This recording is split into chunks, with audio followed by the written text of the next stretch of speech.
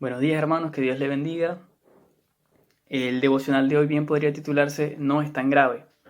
¿Por qué? Porque hoy vamos a hablar sobre una de las estrategias, una de las artimañas que utiliza el enemigo para restarle importancia al peligro. Una de estas estrategias es minimizar la gravedad del pecado. ¿Por qué?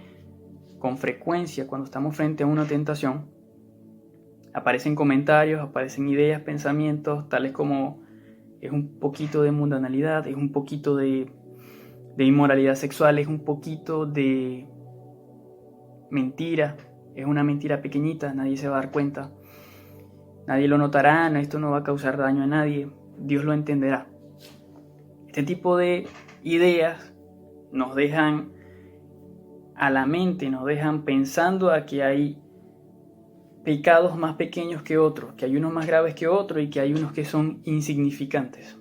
Pero esto es una completa mentira, esto es un engaño completo, porque sabemos que aunque parezca atractivo a la carne, debemos rechazar estas tentaciones, ya que todo pecado es una violación criminal contra Dios y contra su autoridad.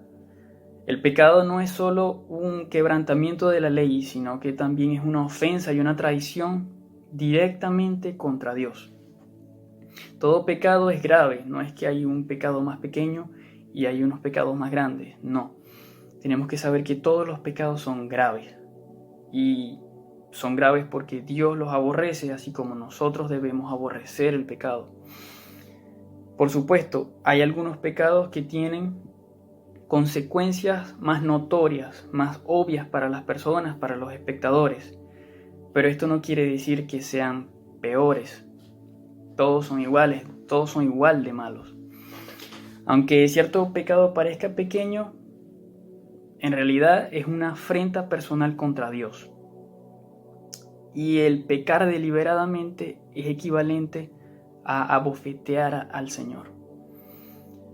Adán sumió a la raza humana en la miseria y fue desterrado del huerto del Edén por algo que se consideraría un pecado pequeño, ya que Adán no asesinó. Adán y Eva ellos no asesinaron, no cometieron algo que se consideraría un pecado grave, sino que ellos tomaron de un fruto prohibido que el Señor les dijo que no debían tomar. Bajo esta perspectiva, desde este punto de vista diabólico, satánico, se podría pensar que esto es algo muy leve, que no merece mucho castigo, pero vemos las consecuencias nefastas que esto tuvo. O sea, es decir, que no es un pecado pequeño, sino que fue algo muy grave. Ahora, resistir estos llamados pecados pequeños demuestran, ponen en evidencia el verdadero amor que sentimos por el Señor.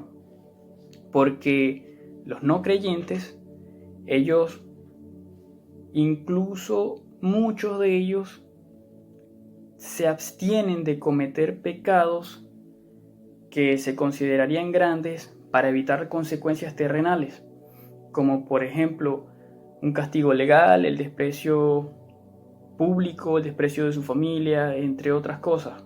Por ejemplo, muchos desaprueban el adulterio, así como desaprueban el robo, así como condenan el asesinato. Pero en este punto nosotros debemos plantearnos algunas preguntas cuando estemos frente a la tentación, e incluso antes.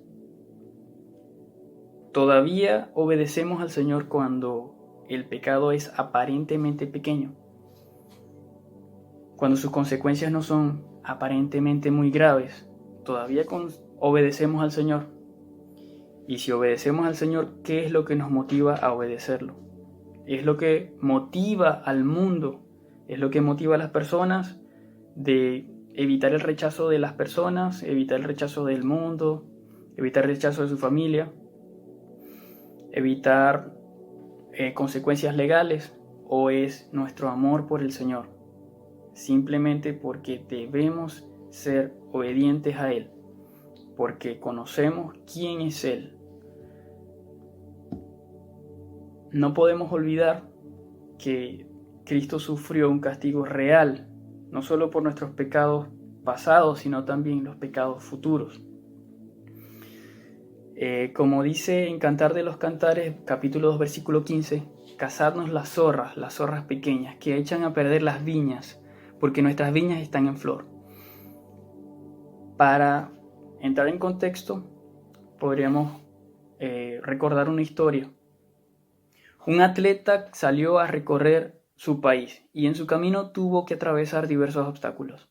Calor, él tuvo que atravesar frío, lluvia, sol, diferentes dificultades. Cuando llegó a la tan ansiada meta, se le preguntó que cuál había sido su mayor obstáculo para lograrlo. Él dijo, las piedrecitas pequeñas que se me metían dentro de las zapatillas. Esas fueron la prueba más grande.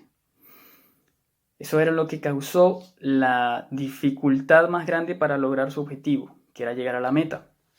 Ahora, estas piedrecitas pequeñas son aquellas zorras pequeñas que leímos en Cantar de los Cantares.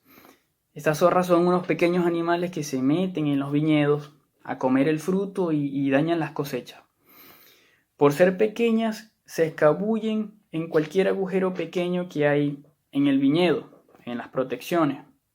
Es decir, que estos viñedos estaban preparados para grandes amenazas, como ladrones o animales más grandes, pero no estaban preparados para una amenaza pequeña, para una zorra que podía meterse en cualquier agujerito. Estas son difíciles de cazar y causan gran daño a pesar de su tamaño. Esto es un reflejo de la vida cristiana, porque estas pequeñas zorras podrían ser quizás unas conversaciones que no convienen, aquellas cosas que seducen nuestra vista y nuestros pensamientos, atrayéndonos hacia el pecado. Ese tipo de cosas podrían ser equivalentes a estas zorras pequeñas, que podríamos pensar que es algo leve, es algo sin tanta importancia, no es muy grave. Ahora, tenemos que ser muy cuidadosos en este punto, porque no podemos creernos que estamos en el control de soportar este tipo de cosas pequeñas y las grandes y yo puedo soportar esto y yo puedo soportar aquello. No, recordemos lo que dice 1 Corintios capítulo 5 versículo 6. No es buena vuestra jactancia, no sabéis que un poco de levadura leuda toda la masa.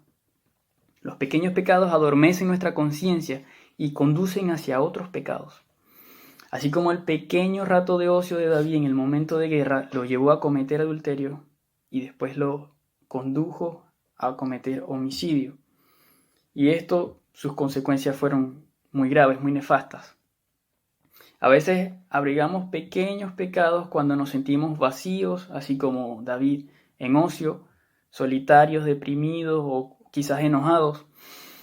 A veces queremos que el pecado sea como el remedio para esos momentos, que nos alegre y nos divierta, que mejore el estado de ánimo, pero la realidad es que eso no nos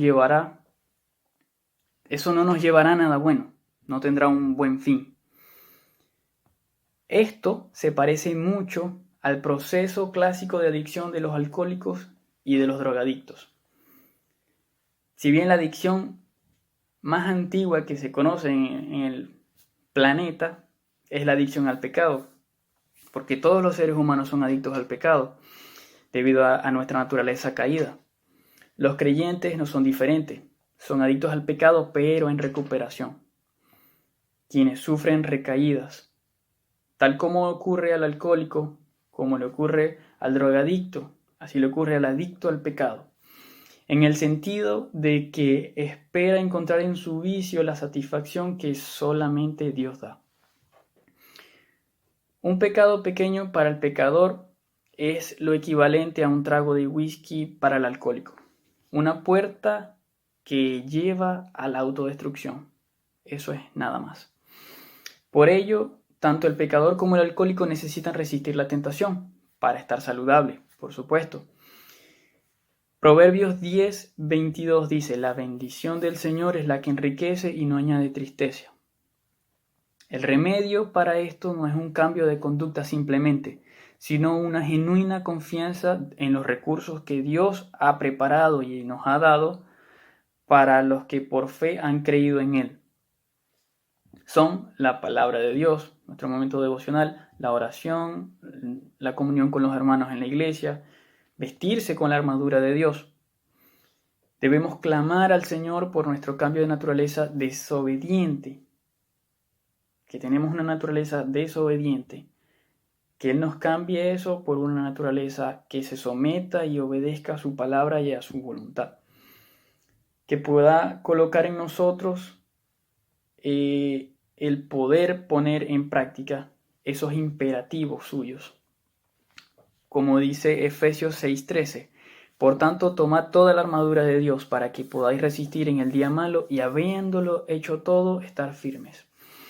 Bueno, hermanos, espero que haya sido de bendición para ustedes como lo ha sido para mí. Que Dios les bendiga, les envío un abrazo fuerte y chao.